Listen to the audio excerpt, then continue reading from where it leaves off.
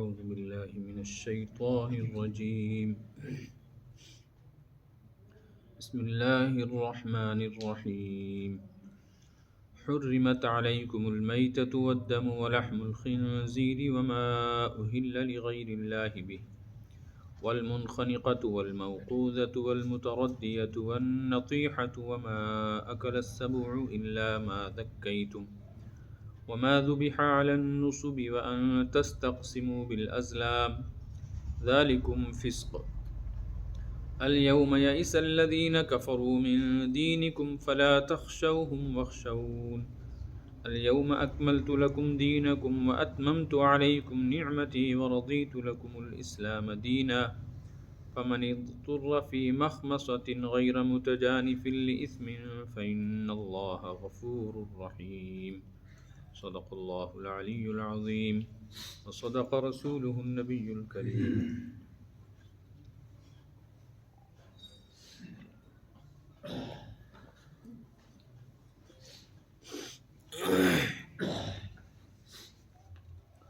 سورہ مائدہ کی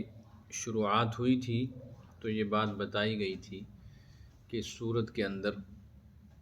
بہت سارے فروعی مسائل حلال و حرام کے، جائز ناجائز کے، نماز کے، وضو کے بیان کیے جا رہے ہیں۔ اس آیت میں حلال اور حرام جانوروں کا فرق اور شرعی حکم اس حوالے سے کیا ہے اس کی تفصیل آ رہی ہے۔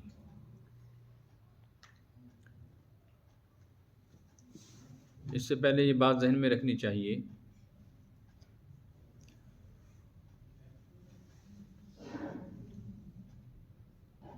کہ شریعت نے جن چیزوں کو حرام کیا ہے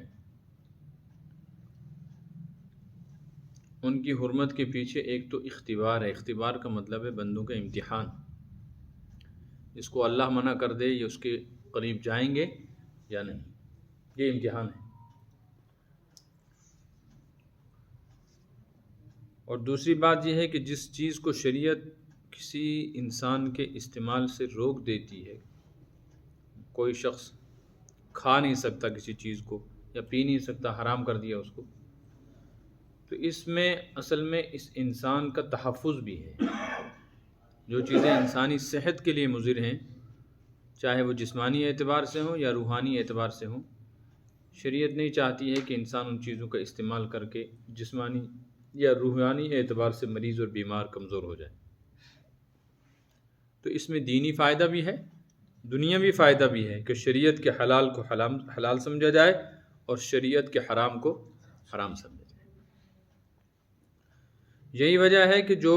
قومیں یا جو افراد شریعت کے اس حلال و حرام کے فرق تمیز کو قبول نہیں کرتے، ان کے اندر جسمانی روحانی ہر طرح کے نقائص اور امراض اور کمزوریاں اور بیماریاں ہوتی ہیں، اور بعض مرتبہ وہ بیماریاں منتقل ہوتی ہیں دوسروں تک۔ اس وقت دنیا کے اندر جو لا علاج امراض ہیں ان کی شروعات انہی لوگوں کے ذریعے سے ہوئی ہے جو شرعی اعتبار سے حلال و حرام کے فرق کو ماننے کے لیے تیار نہیں تھے۔ ایک بات تو یہ ذہن میں رکھنی چاہیے، یعنی ہمارا اپنا فائدہ ہے۔ شریعت کسی چیز کو حرام کرتی ہے یا کسی چیز کو حلال کرتی ہے تو جہاں بہت ساری ایسی مصلحتیں اور حکمتیں ہیں جو بندہ نہیں سمجھ سکتا، وہاں ایک چھوٹی سی بات یہ بھی سمجھنی چاہیے، جس چیز کو شریعت نے حلال رکھا ہے وہ انسانی طبیعت اور صحت کے لیے فائدہ مند ہے، اور جس کو حرام قرار دے دیا ہے وہ نقصان دہ ہے۔ نمبر 2،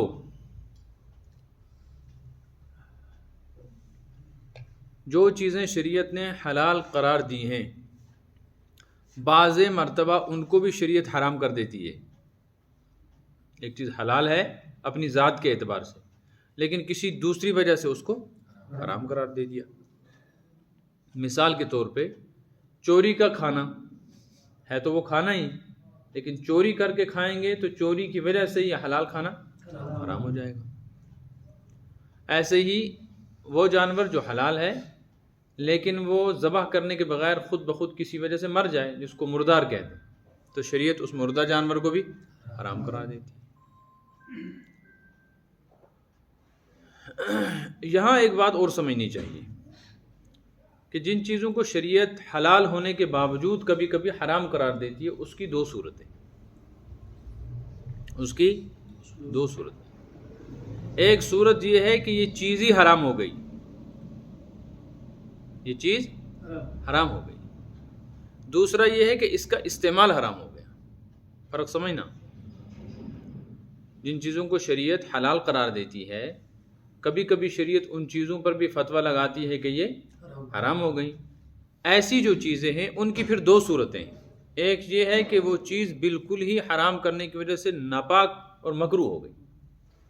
دوسری یہ ہے کہ یہ مکروہ نہیں ہوئی، ناپاک نہیں ہوئی، صرف اس کا استعمال حرام کر دیا۔ اس فرق کو آپ یوں سمجھیں، جیسے جانور مر جائے، حلال جانور اچانک مر جائے اور ذبح نہ کیا گیا ہو تو یہ مرنے کی وجہ سے حرام ہو گیا، لیکن یہ حرام مکروہ ہو گیا، یہ حرام مکروہ ہو گیا، یہ اب ناپاک بھی ہو گیا۔ دوسری صورت ہے کسی آدمی نے کسی کا سامان چوری کر لیا، چوری کے پیسے لائے اور اس سے کوئی حلال چیز خریدی، تو یہ حلال چیز اپنی ذات کے اعتبار سے مکروہ نہیں ہے، یہ حلال ہے، لیکن اس کے استعمال کو شریعت حرام قرار دی۔ فرق سمجھ میں آیا؟ اس سے بھی آسان صورت ہے، جیسے مثال کے طور پہ دودھ کا گلاس ہے، اس میں پیشاب کا قطرہ پڑ گیا تو کیا ہو گیا؟ حرام، لیکن حرام ہونے کے ساتھ ناپاک بھی ہو گیا، حرام ہونے کے ساتھ ناپاک بھی ہو گیا۔ کوئی دوسرا آدمی کوئی چیز کھا رہا تھا، زبردستی چھین کے لے گئے اور اس کو کھا لیا، تو اس کا استعمال کرنا اور کھانا حرام تھا، لیکن یہ چیز ناپاک نہیں ہوئی۔ اگر وہ اجازت دے دے تو حلال ہو جائے۔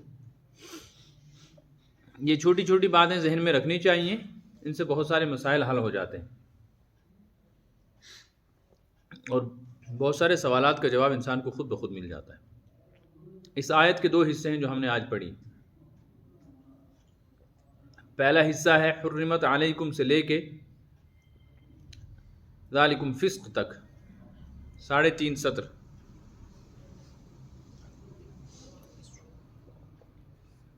ان 3.5 سطروں کے اندر اللہ نے حرام چیزوں کا ذکر کیا ہے، اور یہ دونوں طرح کے حرام ہیں۔ ایک وہ جو اپنی ذات کے اعتبار سے حرام بھی ہیں، ناپاک بھی ہیں، دوسرے وہ ہے کہ جن کا استعمال حرام ہے، وہ چیز ناپاک اور حرام نہیں ہے۔ اور الیوم یئس الذین کفروا سے لے کے فإن اللہ غفور الرحیم تک، یہ دوسرا حصہ ہے۔ اس میں بھی فمن اضطر فی مخمصۃ غیر متجانف لإثم کا تعلق پہلے حصے کے ساتھ ہے۔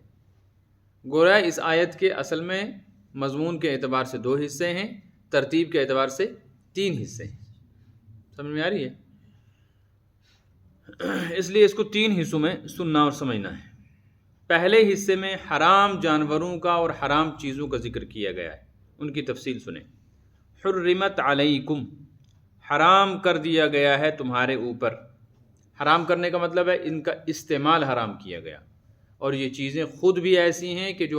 حرام ہیں، ان کے استعمال کرنے کی اجازت نہیں ہے۔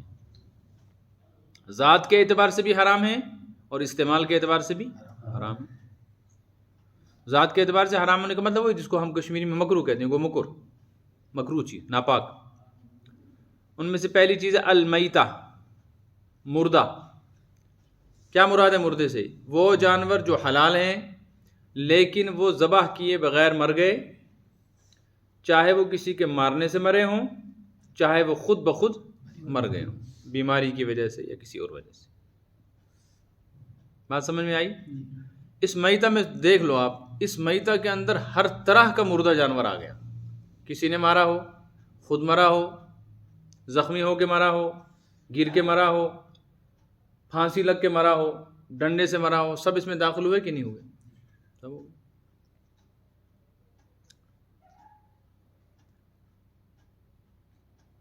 اس طرح کے مردہ جانوروں کو مشرکین عرب 2 حصوں میں تقسیم کرتے تھے۔ جو جانور خود بخود مر جاتا تھا بغیر ذبح کیے، اس کو 2 حصوں میں تقسیم کرنے کا مطلب ہے اس کی 2 قسمیں بناتے تھے۔ ایک یہ کہ جانور خود بخود مر گیا، پتہ ہی نہیں چلا، بیمار ہوا اور کہتے تھے یہ تو مکروہ ہے، تو ناپاک ہے۔ دوسری قسم تھی جس کو کسی نے مار دیا ہو، ٹکر لگ کے مر گئی ہو، گلے میں پھانسی لگ گئی اور تو مردہ تو وہ بھی ہو گیا، لیکن اس کو وہ حرام نہیں مانتے تھے، اس کو وہ کھایا کرتے تھے۔ اس لیے ان کا آگے الگ سے ذکر آ رہا ہے کہ مردہ جانوروں میں تو یہ سارے شامل ہیں، لیکن ان جانوروں میں سے مشرکین مکہ جن جانوروں کو خود بخود مرنے کے باوجود صحیح اور استعمال ان کا جائز سمجھتے ہیں وہ بھی حرام ہے۔ سمجھ میں آ رہی ہے بات؟ والدم، اور دوسری چیز خون ہے، خون بھی حرام ہے، چاہے انسان کا ہو یا جانور کا ہو، ایسے ہی ذبح کیا ہو یا بغیر ذبح کیا ہو، قربانی کا جانور ہو، عقیقے کا ہو، ولیمے کا ہو یا یوں ہی ذبح کریں، اس کا استعمال حرام ہے۔ اور اپنی ذات کے اعتبار سے خون نجس اور ناپاک بھی ہے، اگر کسی کپڑے پر جسم پر لگ جائے تو وہ کپڑا وہ جسم کا حصہ بھی ناپاک ہو جائے گا، دونوں چیزیں اس میں۔ ولحم الخنزیر، اور خنزیر کا گوشت حرام ہے۔ جانور میں چونکہ اصل ذبح کرنے سے مقصد گوشت ہوتا ہے اس لیے گوشت کا ذکر کیا، ورنہ خنزیر کے جسم کا ہر حصہ حرام ہی ہے، گوشت ہو، کھال ہو، بال ہو، ان کا استعمال حرام ہے، وہ نجس العین ہے۔ نجس العین کا مطلب ہے وہ اس طرح کا ناپاک ہے کہ وہ کسی بھی صورت میں پاک ہو ہی نہیں سکتا۔ باقی جانوروں میں یہ ہے کہ ان کے ناپاک حصے بھی پاک ہو سکتے ہیں، جیسے جو جانور خود بخود مر جائے وہ ناپاک ہو گیا،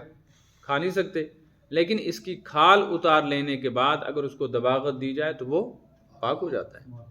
اس کو استعمال کر سکتے ہیں۔ جیسے ذبح کیے ہوئے جانور کی کھال، ایسے ہی مردار جانور کی کھال بھی اتاری جا سکتی ہے، اس کو دباغت میں پاک ہو جائے گی، لیکن خنزیر ایسا ہے کہ اس کو کسی بھی صورت میں پاک قرار نہیں دیا جا سکتا۔ حتیٰ کہ بال بروں کے پاس گردن پہ اور چہرے پہ صفائی کے لیے ایک سفید بالوں والا برش آتا ہے، دیکھا آپ نے؟ جو بال کاٹنے والے ہوتے ہیں نا، ان بال بروں کے پاس بعض مرتبہ بال کاٹنے کے بعد صفائی کے لیے وہ ایک برش استعمال کرتے ہیں، اس میں سفید بال ہوتے ہیں۔ اب تو خیر جب سے نئی نئی ایجادات آ گئی ہیں تو اتنا مسئلہ نہیں رہا، لیکن پہلے یہ خبر بھی آئی تھی کہ اس طرح کے برش جو ہوتے ہیں ان میں خنزیر کے بال استعمال کیے جاتے ہیں، کیونکہ وہ سخت ہوتا ہے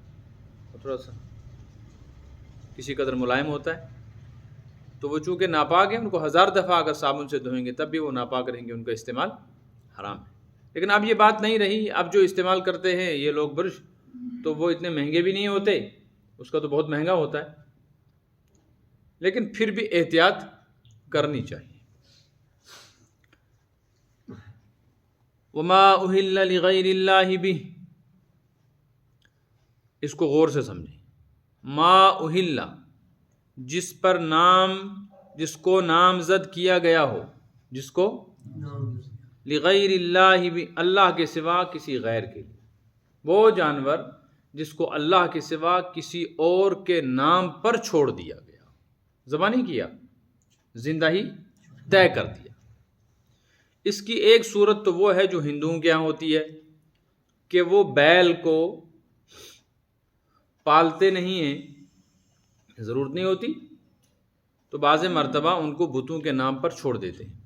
اور وہ کھلے چھوڑتے ہیں، یہ فلاں بت کے نام پر ہے، نہ اس کو کوئی چھیڑے گا نہ اس کو کوئی مارے گا، اور یہ مندروں کے نام پہ لگ گیا، یہ اپنے ان نام نہاد دیوی دیوتاؤں کے نام پر لگ گیا ہے، اس کو ایک قسم کی نظر سمجھتے ہیں۔ اس طرح کے چھوڑے ہوئے جانور حرام ہیں، ان کو اگر بسم اللہ اللہ اکبر پڑھ کے ذبح بھی کریں گے تب بھی وہ حرام رہیں گے، چونکہ نیاز یعنی منت مانگتے وقت کسی غیر کے نام پر اس کو متعین کر دیا ہے۔ مسلمانوں کے ہاں بھی جہالت کی وجہ سے بعض موقعوں پر ایسی حرکتیں کچھ لوگ کرتے ہیں کہ وہ کسی بزرگ کے نام پر یا آستانے کے نام پر نامزد کر دیتے ہیں کہ یہ فلاں بزرگ کے نام پر ہم نے چھوڑ دیا، اور اس کا مقصد ہوتا ہے بزرگ کی روح ہم پر خوش ہو جائے اور ہمیں اس سے کوئی فیض ملنے کے لیے ایصال ثواب کیا جائے، دعائے مغفرت کی جائے، صدقہ خیرات کر کے اس کا ثواب پہنچا دیا جائے، تو بھی بزرگوں کا فیض ملتا ہے۔ اور فیض ملنے کا مطلب یہ ہوتا ہے کہ توفیق ہو جاتی ہے عمل کی، یہ فیض ہے، یہ نہیں ہے کہ دکان چلے گی، کاروبار چل پڑے گا۔ فیض کا مطلب یہ ہوتا ہے کہ ان بزرگوں نے جو دین کے کام کیے ہیں ہم کو اس طرح کے دینی کاموں کے کرنے کی توفیق نصیب ہو جائے ان کی برکت سے۔ تو ایک تو یہ جانور بتایا گیا، وہ جانور جس کو زندہ ہی نامزد کر دیا گیا ہو غیر اللہ کے نام پر۔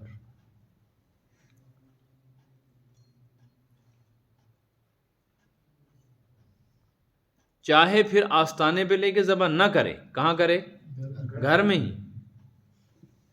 یا اس پہ بسم اللہ اللہ اکبر پڑھ کے ذبح کرے، تب بھی وہ جانور حرام رہے گا۔ دوسری صورت یہ ہے کہ نام تو اللہ کے ہے اور پڑھا بھی بسم اللہ ہے، لیکن ذبح کیا ہے آستانے پر لے کر، تو وہ اس سے نیچے والی سطر میں آ رہا ہے وما ذبح علی النصب، دیکھو تیسری سطر میں وما ذبح، اور وہ حلال جانور جس کو کسی نصب آستانے پر جا کر ذبح کیا جائے۔ آستانہ عام طور پہ ہماری زبان میں یہ لفظ استعمال ہوتا ہے، اسی آستانے سے بنا ہے آستان، کشمیر میں کہتے ہیں آستان شریف، یہ اصل میں ہندی لفظ ہے۔ آس کا مطلب ہے امید اور ستھان کا مطلب ہے جگہ، آستھان کہتے ہیں اصل میں امید کی جگہ، یعنی وہ جگہ جہاں انسان یہ امید لے کر جاتا ہے کہ میرا مسئلہ یہاں سے حل ہوگا۔ اس لیے اصل میں یہ ہندوؤں کے مندروں کے لیے استعمال ہونے والے الفاظ ہیں، اور پھر رفتہ رفتہ مسلمان اور ہندوؤں کے باہمی ایک دوسرے کے ساتھ تال میل جوڑ اور معاشرت کی وجہ سے مسلمانوں میں یہ لفظ استعمال ہونے لگا، اور اس لفظ کو مسلمان بنانے کی کوشش کی گئی ہے۔ آس ستھانے کو بنا دیا آستان، جیسے ہندو ستھان، اصل میں ہندوستان نہیں، کیا لفظ ہے؟ ہندوستان، ہندوؤں کا ملک، اس کا نام ہی بنیاد پہ رکھا گیا ہے، ہندو ستھان ہے، ہندوؤں کی جگہ ہے یہ، اس کا جو نام رکھا گیا وہ اسی بنیاد پہ رکھا گیا۔ ایسے ہی پاکستانی لفظ ہے پاک ستھان، پاک جگہ، مقدس جگہ، ارض مقدس جس کو کہتے ہیں۔ تو وما ذبح علی النصب کا مطلب ہے وہ جانور جو آستانوں پر ذبح کیے۔ وہ لوگ مندروں کی طرح قریش مکہ کفار، کچھ مخصوص جگہیں ایسی تھیں جہاں انہوں نے مندروں کی شکل کی کچھ چیزیں بنا رکھی تھی، جیسے ہمارے ہاں بزرگوں کی یادگار پہ کچھ چیزیں بنائی جاتی ہیں۔ بہت سارے مزارات یا آستانے کشمیر میں ایسے ہیں جہاں کوئی دفن نہیں ہے، بس یہ ہے کہ یہاں کوئی بزرگ بیٹھا تھا، کسی نے چلہ کشی کی تھی، بہت ہے ایسے، اندر جا کر دیکھو کچھ بھی نہیں ہے۔ بعض والوں نے فرضی قبریں بنا رکھی ہیں۔ مثال کے طور پہ میں آپ کو بتاؤں، بابا داؤد خاکی رحمۃ اللہ علیہ ایک بڑے بزرگ ہیں، تو ایک آدمی تھا یہ، اس کا مزار کتنی جگہ ہونا چاہیے؟ لیکن کشمیر میں بہت ساری جگہ بابا داؤد خاکی کے مزارات آستانے، آدمی اگر ایک تھا تو اتنی جگہ پر کیسے دفن ہو گئے؟ وہ اصل میں کہیں بیٹھ گئے، کہیں سے گزرے، کہیں چلہ کشی کی تو وہاں پر بن گئے، یا ان کے بعد کسی نے اپنے پیر کے نام پر وہ آستانہ بنا لی۔ ایسا بھی ہوا ہے کہ بعض مقامات پر نہ پیر گیا ہے نہ وہ پہنچا ہے، ان کا کوئی مرید وہاں چلا گیا، پھر اس نے اپنے پیر کے نام پر وہ جگہ متعین کر دی کہ یہ جگہ میرے پیر کے نام پہ رہے گی، اور آہستہ آہستہ بعد میں اس کی شکلیں مزاروں والی بنتی چلی گئی۔ جب لوگوں نے دیکھا اندر کچھ بھی نہیں ہے تو پھر کس کو سمجھتے مقدس، پھر وہاں فرضی پتھر وتھر لا کے قبر کی شکل بنا دی۔ تو اس طرح کے مقامات پر ہونے والا ذبح ہونے والا جانور، حلال جانور بھی حرام ہے، چاہے اللہ کے نام پر ذبح کرو اور بسم اللہ اللہ اکبر پڑھی جائے، تو دو چیزیں الگ الگ ہو گئیں۔ اس میں لوگوں کو غلط فہمی ہوتی ہے، اس لیے اس آیت کے اندر دونوں چیزیں الگ بیان کی گئی۔ نمبر ایک، وہ جانور جو اللہ کے سوا کسی غیر کے نام پر متعین کر دیا گیا، وہ ہے وما اہل بہ لغیر وما اہل لغیر اللہ بھی، یہ پہلے بھی آیا، دوسرے پارے میں یہ آیت آ چکی ہے، انما حرم علیکم المیتۃ والدم، وہاں یہ ہے۔ دوسرا وہ جانور جس کو اللہ کے نام پر چھوڑا ہو اور اللہ ہی کے نام پر اس کو ذبح کیا ہو، لیکن کیا ہو اس کو کسی مخصوص جگہ پر اس نیت سے کہ یہاں کوئی بزرگ مدفن ہے، یا یہاں جا کر ذبح کرنے سے ثواب زیادہ ملے گا اور بزرگ کی روح خوش ہوگی، فیض ملے گا، ہمارے مسئلے حل ہو جائیں گے۔ کیونکہ نیت کا اصل میں دار و مدار ہے، اس میں بھی نیت خراب ہے غیر اللہ کی، اور اس میں بھی نیت غیر اللہ کے تقرب کی۔ تقرب کا مطلب ہے غیر اللہ کا قرب حاصل کرنا اور اسے فیض حاصل کرنا، دونوں میں یہ مراد ہے۔ تیسری صورت حلال جانور کے حرام ہونے کی یہ ہے کہ جانور کو ذبح کیا جائے لیکن اللہ کے سوا کسی دوسرے کا نام لیا جائے۔ مسلمان ایسا کرتا نہیں ہے، لیکن اگر کسی نے ایسا کر دیا تو بھی جانور مکروہ ہو جائے، حرام ہو جائے۔ تو تین صورتیں ہو گئیں۔ نمبر ایک، جانور پہ بسم اللہ اللہ اکبر پڑھنے کے بجائے کسی اور کا نام لے لیا، جیسے دیوی دیوتاؤں کا نام وہ لیتے ہیں، یا کسی طریقے سے مسلمان نے کسی بزرگ کا نام لے لیا، یا آپ پیر دستگیر کہہ کے چھری چلا دی، تو کیا ہو گیا؟ نمبر 1۔ نمبر 2، جانور تو اللہ کا نام لے کے ذبح کیا ہے، لیکن یہ جانور ذبح کیا ہے کسی آستانے پر یا اپنے عقیدے کے اعتبار سے کسی ایسی جگہ پر جس کو بزرگ کی جگہ یا بزرگی کا مقام سمجھا جاتا ہے۔ نمبر 3، وہ جانور جس کو ذبح تو اللہ کے نام پہ کیا، لیکن زندگی ہی میں چھوڑ دیا تھا اس کو کس کے لیے؟ غیر اللہ۔ غیر اللہ میں جس طرح بت ہے، اسی طرح غیر اللہ میں اللہ کے سوا ہر مخلوق ہے، چاہے وہ انسان ہو، چاہے جن یا فرشتہ ہو۔ یہ تو وہ ہیں جو مطلقاً حرام ہیں، یہ مطلقاً ہر حالت میں یہ حرام ہے۔ والمنخنقہ، مردہ جانور کی کئی صورتیں ہیں۔ ایک یہ ہے کہ بیمار تھا، بیماری کی وجہ سے مر گیا۔ نمبر 2، منخنقہ، وہ جانور جو بیمار نہیں تھا، گلے میں رسی پھنس گئی، چھڑانے کے چکر میں سانس بند ہوا تو گلا گھٹ کے مر گیا۔ والموقوذہ، وہ جانور جو چوٹ سے مرا، اس کو چوٹ لگ گئی، پتھر مار دیا کسی نے، ڈنڈا مار دیا، گولی مار دی، تو وہ جانور بھی حرام ہو گیا۔ والمتردیہ، وہ جانور جو گر کے مرا ہو، مثال کے طور پہ ٹرک میں جا رہا تھا، پیچھے کوئی جانور لے جا رہے تھے، اس نے چھلانگ مار دی، گر کے مر گیا۔ پہاڑ پہ تھا، وہاں سے پیر پھسلا تو مر گیا۔ سربند کے کنارے چل رہا تھا، پیر پھسلا اور سربند میں ڈوب گیا، اور وہیں یہ جانور مرا، تو یہ جانور حلال ہونے کے باوجود اس طرح مرنے کی وجہ سے حرام۔ والنطیحہ، اور وہ جانور جس کو ٹکر لگ گئی ہو، گاڑی نے ٹکر مار دی یا ایک جانور نے دوسرے جانور کو ٹکر مار دی، تو اس طرح کے جانور جو ان حادثات کی وجہ سے مارے جائیں، وہ سب کے سب حرام ہیں۔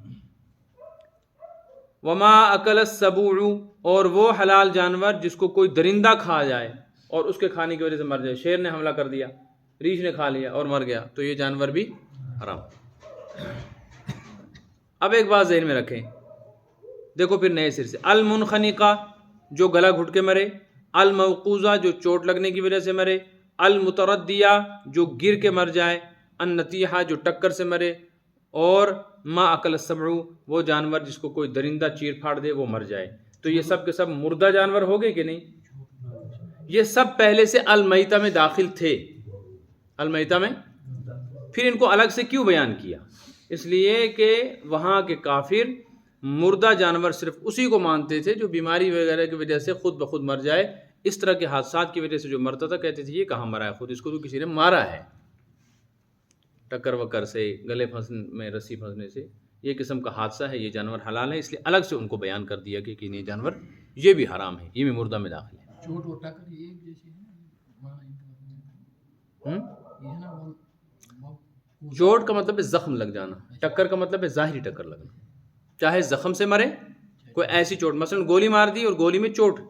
تو لگی لیکن اس میں زخم بھی لگے گا۔ دوسری صورت ہے گاڑی کے ساتھ ٹکر لگی، بظاہر کوئی زخم نہیں ہے، تو وہاں چونکہ خون نکلنے کا شبہ تھا، اس وجہ سے کوئی سمجھ سکتا تھا کہ خون تو نکلا ہے، حلال ہو گیا، اس لیے الگ کر دیا کہ خون نکلے یا نہ نکلے، زخم چاہے ظاہری ہو یا زخم چوٹ اندر لگا، دونوں صورتوں میں وہ حرام ہو۔ اب آپ ایک بات دیکھیں، اس کو گننا ہے، ذرا گنیے انگلی پر، حرمت علیکم، تم پر حرام ہے، المیتہ ایک مردہ جانور جو خود بخود مر گیا تو پہنچے ہی نہیں، اس کو تو ذبح کرنا کوئی صورت ہی نہیں رہی، وہ تو مر ہی گیا۔ دم، خون، اس کو بھی ذبح نہیں کر سکتے، یہ تو نکل گئے پہلے، یہ تو مطلقاً حرام ہے۔ البتہ خنزیر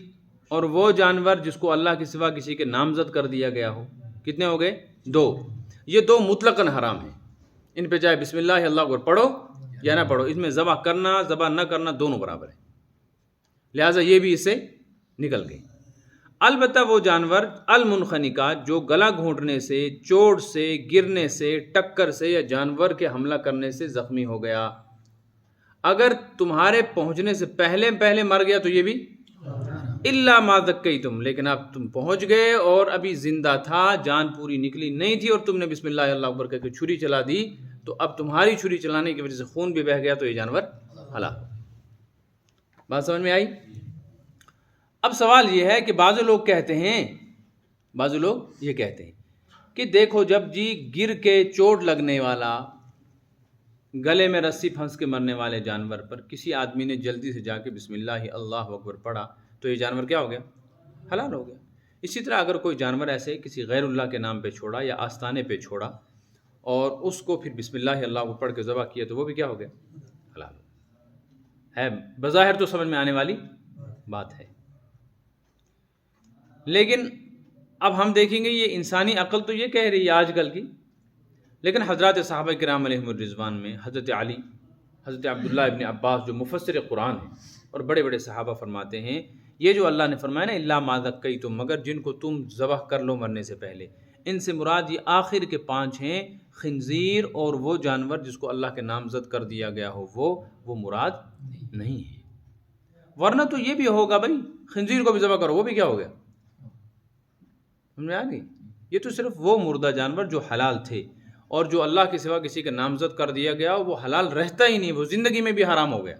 تو اس کو بسم اللہ اللہ کو پڑھنے سے حلال قرار نہیں دیا۔ اور اسی طرح وما ذبح علی النصب، جس کو ذبح کیا گیا اس آستانوں پر، چاہے بسم اللہ اللہ کو پڑھو، یہ اللہ کا نام لینے سے حلال نہیں ہوگا، چونکہ اس کو ذبح کرنے والے کی یا یہاں لانے والے کی اپنی نیت اللہ کے سوا کسی غیر کا تقرب اور اس کی خوشنودی ہے۔ اتنا سمجھ میں آ گیا؟ وَأَن تَسْتَقْسِمُوا بِالْأَزْلَامِ، یہ الگ سے ایک بات ہے، اور تقسیم کرنا تمہارا تیروں سے، ذالکم فسق، یہ تو ہے ہی گناہ۔ کیا مطلب ہے اس کو؟ آپ یوں سمجھے یہ جوئے کی ایک صورت ہے، 4 5 8 10 آدمی مل گئے اور ملنے کے بعد انہوں نے کوئی جانور مشترکہ طور پہ خریدا، اور خریدنے کے بعد آدھے گوشت لے گئے، آدھوں کو خالی چھوڑ دیا، اس میں قرا ڈالا، قرا سمجھتے نا، چیری، کہا جو تمہارا نام نہیں آیا تمہیں نہیں ملے گا، پیسے سب سے لے لیے اور کھا گئے۔ اس طرح کی ایک صورت اس زمانے میں چلتی تھی۔ اونٹ میں چند لوگ شریک ہو گئے، اب اونٹ میں شریک ہونے کے بعد جب ذبح ہو گیا تو کہتے تھے اب کون کتنا لے گا، تو اب مسئلہ بنتا تھا، کوئی ٹانگ لینے کو تیار نہیں، کوئی کچھ لینے کو تیار نہیں، کہتے تھے اس کی آسان صورت یہ ہے، جانور میں حصے ہوتے ہیں 7، تو خانہ کعبہ کی چابی جس کے پاس رہتی تھی، کلید بردار کعبہ اس زمانے میں، اس کے پاس انہوں نے رکھے ہوئے تھے 7 تیر سمجھتے ہیں جیسے آج بندوق ہوتی ہے نا گولی، ایسے اس زمانے یوں سمجھو 7 چھریاں رکھی تھی، 4 پہ لکھا ہوا تھا لا، 3 پہ لکھا تھا نام، لا کا مطلب ہے نہیں اور نام کا مطلب ہے ہاں، تو نکالتے تھے آنکھ بند کر کے، اس کو کہتے دے دو 7 آدمی کو، آنکھ بند کر کے دو، 1 2 3 4، جس کو نام لکھا ہے اس کا مطلب ہے وہ لے گا، جس کو لا لکھا ہے اس کا مطلب، تو 3 لے جاتے تھے، 4 بیچارے منہ دیکھتے رہ جاتے، کہتے تھے ہم کیا کریں، یہ چیری نکلی ہے تمہارے نام پہ، نکلی نہیں۔ قرآن کہتا ہے یہ ان تستقسموا بالازلام، یہ چیریاں لگا کے تقسیم کرنا یہ بھی حرام۔ اب اس کی صورتیں بدل گئیں اور اب بھی مختلف انداز سے اس طرح کی جوئے کی حرکتیں لوگ کرتے ہیں، اور اب تو مارکیٹنگ ہوتی ہے باضابطہ، اس کو تو بہت بڑا کاروبار سمجھا جاتا ہے۔ شریعت نے یہ لفظ فرمایا ذالکم فسق، یہ تو ہے ہی گناہ چاہے اس کی کوئی بھی شکل ہو۔ الیوم یئس الذین کفروا، اس سے یہ مسئلہ بھی سمجھ لینا چاہیے کہ قربانی کے وقت جس جانور کو ذبح کیا جاتا ہے اگر اس میں بہت سارے لوگ شریک ہوں، گھر والوں کو چھوڑ کر باہر کے ہمسائے رشتہ دار، اور سب نے برابر پیسے دیے ہوں، تو اس جانور کو ذبح کرنے کے بعد اس کا گوشت وزن کر کے 7 حصوں میں برابر تقسیم کرنا ہے، اندازے سے تقسیم کرنا جائز نہیں ہے، بالکل ناجائز ہے، وہ قربانی ہی صحیح نہیں ہوگی، سب کی قربانی ضائع ہو جائے گی۔ تو جو آپ اس میں قرآن اندازی کرتے ہیں 7 حصوں میں، وہ ٹھیک نہیں؟ ہاں پہلے اس کو سمجھیں، وہ ٹھیک ہے، لیکن اس کے لیے صورت یہ ہے کہ 7 حصوں میں برابر پہلے وزن کر کے الگ کر لیں، اس میں سر بھی آئے گا اور اس میں ٹانگیں بھی آئیں گی، سر کو نکال کر اور ٹانگوں کو نکال کر نہیں، بلکہ سر کو ملا کر اور ٹانگوں کو ملا کر پورا وزن کریں کہ اس کا وزن بن گیا 70 کلو۔ اب 10 کلو کریں، 4 حصوں میں 4 ٹانگ لگائیں، ایک میں سر لگائیں، سر کے 2 حصے چاہے کر لیں، آدھا کر لیں، یا کسی ایک طرف کلیجہ وغیرہ یہ ڈالیں، اور گوشت برابر تقسیم کر کے ڈالیں۔ اب پھر مسئلہ رہے گا کون سا لے گا، اختلاف کا خطرہ، تو اب چیری ڈال دیں کہ بھائی تم کو یہ حصہ ملے گا، لیکن اندازے کے ساتھ بغیر وزن کیے دینا جائز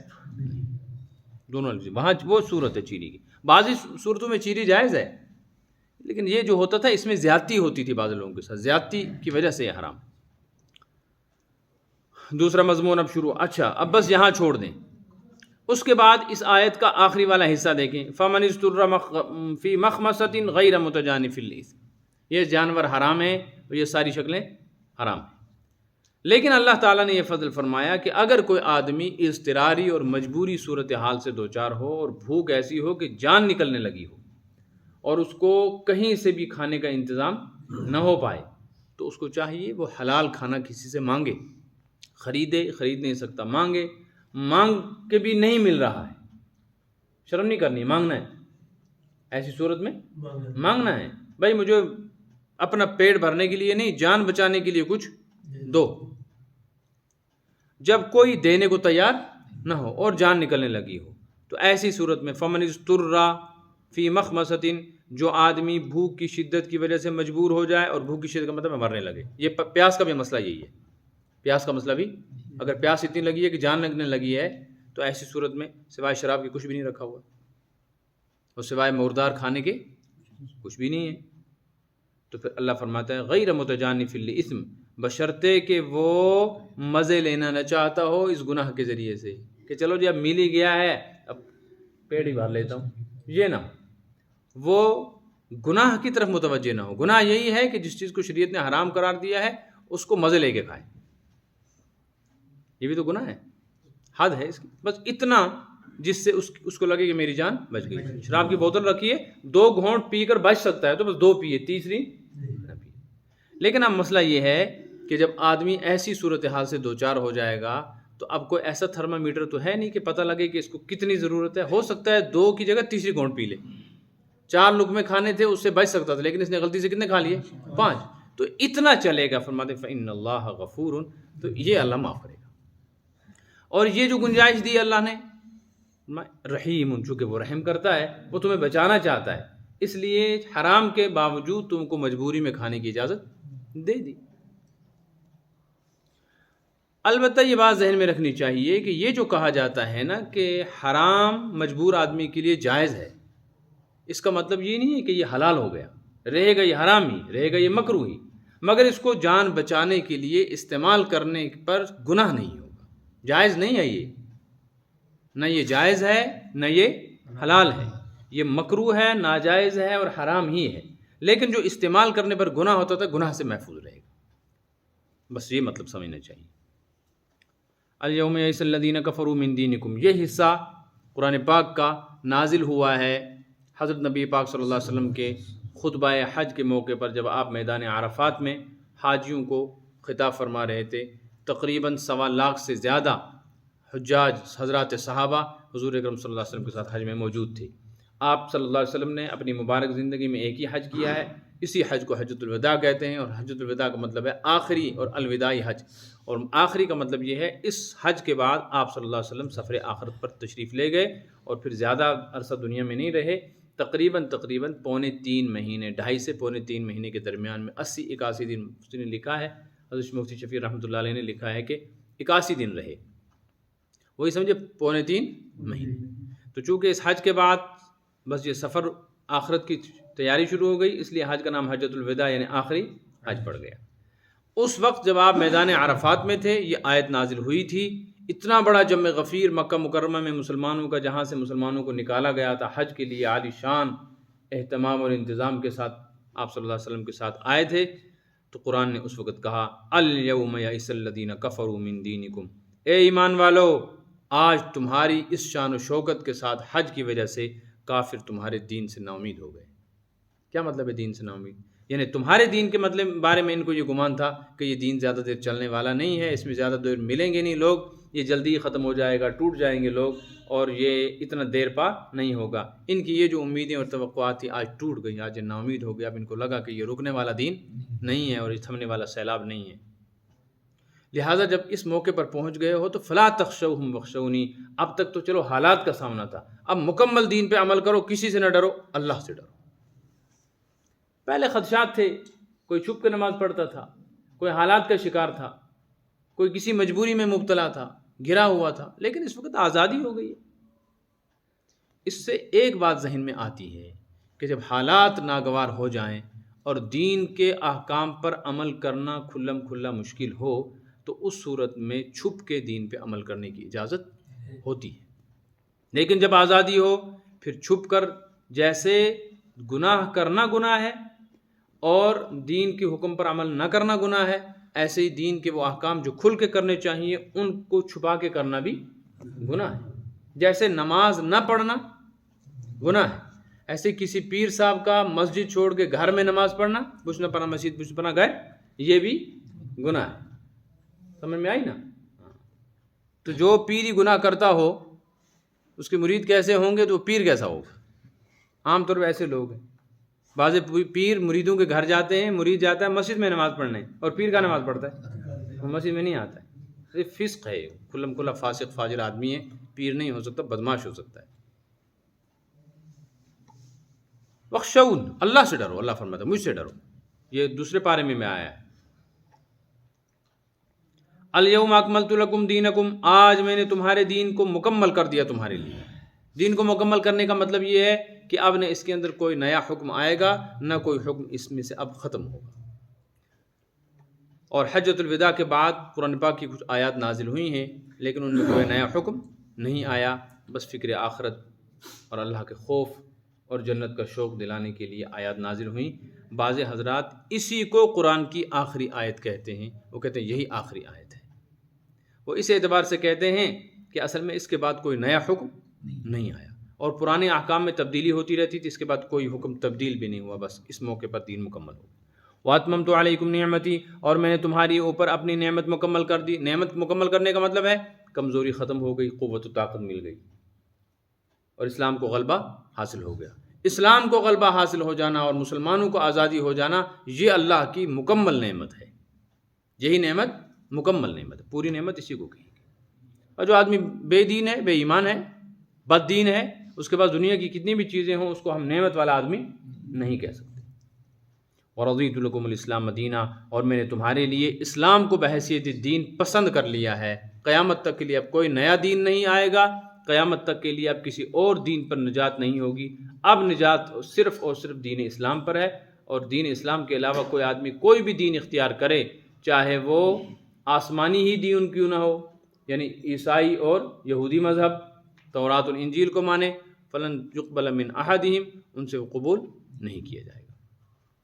اور تیسرے پارے میں آپ نے پڑھ لیا ان الدین عند اللہ الاسلام، اللہ کے ہاں دین بس اب ایک دین اسلام ہے، اور دین اسلام سے مراد یہ دین ہے جو حضرت محمد الرسول اللہ صلی اللہ علیہ وسلم لے کر آئے، جس میں ایک اللہ واحد کی توحید کا اقرار ہے، حضرت محمد الرسول اللہ صلی اللہ علیہ وسلم کی ختم نبوت کا اقرار ہے، اور اس کے بعد آخرت کی جن چیزوں کی خبر نبی پاک صلی اللہ علیہ وسلم نے دی ان پر ایمان اور یقین ہے۔ 5 نمازیں ہیں،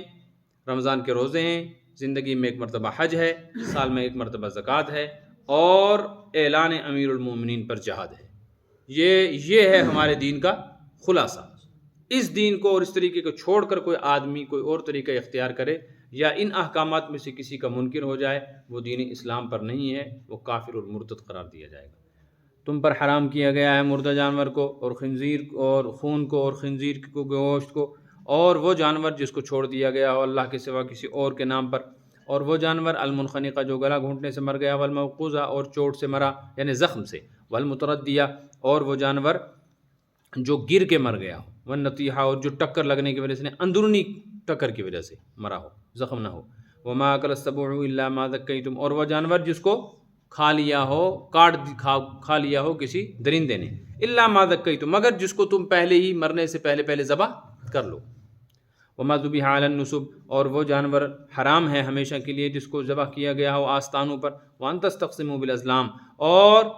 قرعہ لگا کر تیروں سے تقسیم کرنا بھی حرام ہے، ذالکم فسق یہ تو ہے ہی کھلم کھلا گناہ۔ الیوم یئس الذین کفروا من دینکم، اے ایمان والو آج کافر تمہارے دین کے مغلوب ہونے سے نا امید ہو گئے، فلا تخشوہم ان سے اب بالکل نہ ڈرو، واخشونی مجھ سے ہی ڈرتے رہو۔ الیوم اکملت لکم دینکم آج میں نے تمہارے لیے دین کو مکمل کر دیا، واتممت علیکم نعمتی اور تمہارے اوپر اپنی نعمتیں پوری کر دیں، ورضیت لکم الاسلام دینا اور تمہارے لیے اسلام کو میں نے بحیثیت دین پسند کر لیا ہے، اس کے علاوہ جو بھی کوئی دین لے کر آئے گا وہ اللہ کو پسند نہیں ہوگا۔ فمن اضطر فی مخمصۃ غیر متجانف للإثم، اب جو آدمی بھی مجبور ہو جائے بھوک کی شدت کی وجہ سے بشرطے کہ وہ گناہ کی طرف جرت نہ کرنے والا ہو، فإن اللہ غفور رحیم تو اللہ اس کی اس مجبوری کی وجہ سے اس کے گناہ کو معاف کر دیں گے، یعنی پکڑیں گے نہیں، اور اس پر رحم کرنے والے ہیں اللہ۔ صدق اللہ۔ شکاری لوگ رہتے ہیں جنگل میں، ہاں کسی آبی گاہ میں، وہاں پر تو بندوق سے شکار کرتے ہیں، تو پھر بعد میں وہ ان کو ملتا ہے کوئی جانور، اس کا کیا ہے؟ اگر بندوق سے شکار کیا اور ذبح کرنے سے پہلے وہ مر گیا تو امام ابو حنیفہ رحمۃ اللہ علیہ کے نزدیک وہ جانور حرام ہے، اس لیے کہ بازار میں جو شکار ہوتے ہیں وہ ڈیر لگائیں گے، ان کو تو گلا کاٹا ہوا ہوتا ہے، کیا پتہ وہ کب ذبح کیا اس کو۔ ظاہری اعتبار سے بس ان کی بات پہ بھروسہ کیا جائے گا اگر وہ ٹھیک ٹھاک آدمی، جیسے شرعی احکامات میں ظاہر پر فتویٰ ہوتا ہے، بیچنے والے آدمی کی ظاہری شکل و صورت لگ رہی ہے کہ یہ آدمی صحیح ہے، بقرعید کے موقع پر وہ کہہ رہا ہے کہ یہ بکرا، یہ بھیڑ 1 سال کی ہے، اور ہمیں لگتا ہے آدمی جھوٹ نہیں بولے گا، دیکھنے میں بظاہر کیا لگ رہا ہے، سال بھر کا لگ رہا ہے، تو بکرے کی مدت تو پوری 1 سال ہونی چاہیے، کم نہیں ہونی چاہیے، چاہے موٹا ہو یا کمزور ہو، بھیڑ میں تو خیر گنجائش ہے، تو بکرے کا تو مسئلہ ہے، لیکن وہ کہہ رہا ہے کہ بھائی 1 سال کا ہے تو اس کی بات پر بھروسہ کر لیں۔ اسی طریقے سے اگر کوئی آدمی ایسا ہے جو اس طرح کا ڈھیر لگائے لیکن وہ کہتا ہے ہم نے ذبح کیا، تو پھر کوئی حرج نہیں۔ جو مچھلی ہوتی ہے نا پکڑ کے مر جاتی ہے، مچھلی حلال ہے یا حرام ہے؟ 2 مردار حلال ہیں، 2 مردار وہ حدیث سے ثابت ہے، اور 2 خون حلال ہیں۔ ایک مچھلی اگر مر جائے تو مرنے کے بعد بھی وہ حلال ہے، حدیث سے ثابت ہے، اور ایک جانور ہوتا ہے وہ کشمیر میں ہے نہیں، اس کو ٹڈی کہتے ہیں، سمجھ نہیں، اڑتا ہے، پرندہ ہوتا ہے چھوٹا سا، ہاں شاید کیا کہتے ہیں کشمیر، بیت اللہ شریف کے خانہ کعبہ پہ غلاف پر بیٹھی ہوتی ہیں، اور وہ بڑا سا ایک وہ جھاڑو سا لے کر وہ اس کو اڑاتے رہتے ہیں، مسجد نبوی میں ہوتا ہے نا۔ وہ ہم چھوٹے چھوٹے تھے تو گھاس میں وہ جہاز کی طرح کیڑے اڑتے تھے، وہی وہ حلال ہے، یعنی وہ اگر مر جائے نا تو مرنے کے بعد بھی اس کو اس کے جو اس کا پر ور ہے وہ اور اس کی ٹانگیں وانگیں کاٹ کے باقی کو کھا سکتے ہیں۔ اس طرح 2 خون شریعت نے حلال کیے ہیں، حدیث میں آیا ہے۔ ایک جگر، کلیجہ، یہ بھی اصل میں خون ہی ہے لیکن جمع ہوا ہے۔ ایک تلی، وہ بھی حلال، وہ بھی اصل میں خون ہی ہے۔ تو مچھلی کا مسئلہ یہ ہے کہ مچھلی حلال ہے، چاہے وہ دریا میں مر جائے چاہے زندہ پکڑ لی ہو، البتہ مچھلی اگر دریا کے اندر، تالاب کے اندر مر کے اوپر آ گئی اور اوپر آ کر الٹی ہو گئی، وہ ایسے چلتی ہے نا، اس کی پیٹ والی جو پیٹ والا حصہ اوپر آ گیا تالاب میں، پھر وہ حرام ہے، جب تک وہ ایسی نہ ہو، پلٹے نہیں، وہ مری ہوئی ہو تالاب میں، تب بھی حلال ہے۔ اس لیے جو سیلاب ویلاب میں آ جاتی ہیں مچھلیاں مردہ ہیں یا پکڑ کے جو سب حلال۔ اللهم تقبل منا فإنك خير المتقبلين وجب دعوتنا ودعانا وجيب الداعين يا أكرم الأكرمين ويا أرحم الراحمين ربنا تقبل منا إنك أنت السميع العليم وتب علينا إنك أنت التواب الرحيم يا كريم۔